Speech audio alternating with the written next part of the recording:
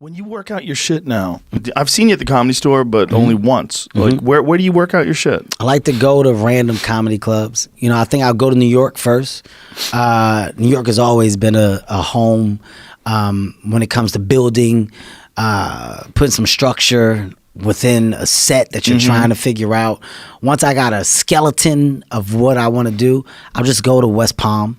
I love that comedy club, the Improv down there, and that place is great. I'll stay for 2 weeks, and the goal is to get out of there with just a foundation. It's not to have a complete set.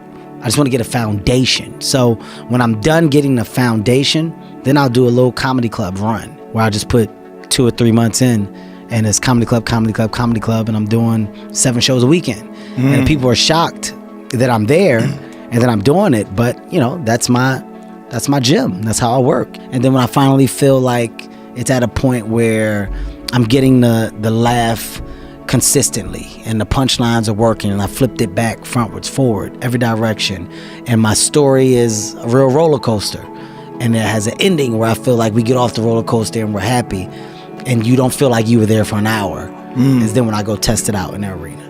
And if the laughter sounds the way it's supposed to, then I say, okay, I'm ready. If it doesn't, then I'll go back to small theaters, and then I'll go to an arena again. So not till that arena sounds the way it's supposed to, do I say I'm going on tour. So sometimes it takes me about a year and 3 months, a year and 4 months. You know, people don't understand how hard it is to develop an hour of stand-up material. You know, people act like you just turn on a new hour. It's an hour. To get to an hour, you're going through 4 to 5 hours of bullshit that you thought was funny. Yeah. To come up to that hour that you finally say, this is going to be the representation of me this year. Yeah. It's a lot for me to do that, especially at this level. If you look at all my stand-up specials, there's a 2-year gap in between them. So the 2-year gap is because at the end of that second year, my new special should be coming out.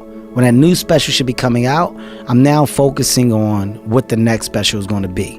So that first year is all development. Like right now, I'm off, I'm not touring, but now I'm mentally in the gym and throwing all the old stuff that I talked about away. That's now thrown out. Can't repeat it, can't say it. Now it's talking about what the new version of myself is going to be. What do I want the conversation to be? What's my thinking? And just taking notes. So eventually now, I'm going to start just popping up in random comedy clubs and trying to figure out what the next thing is. So by mid 20, I'll probably be doing comedy clubs. By the end of 20, I should have a full-fledged concept of that new hour. And by the beginning of 21, I should be ready to go out with my new hour.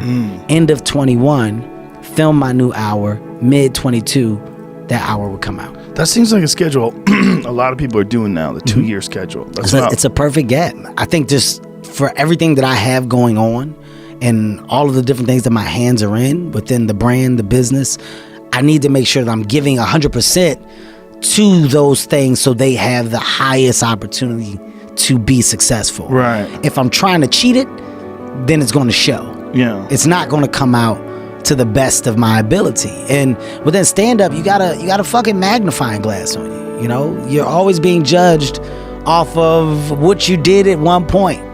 Just like a musician, you're always judged off of the album that everybody thought was whatever. So the biggest thing for an entertainer, artist, whatever your craft is creation. How are you recreating yourself? How are you constantly showing that you're growing?